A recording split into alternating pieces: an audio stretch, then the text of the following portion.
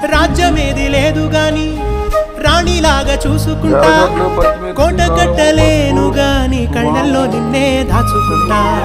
రాత ఎట్లా రాసి ఉన్నా ఆ మార్చి నీతో రాసుకుంటా.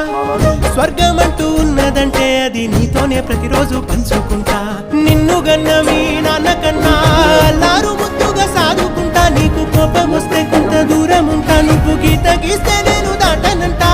కంట నీరు కంటి రెప్ప దాటకుండా కాటుకై కావలుంటా.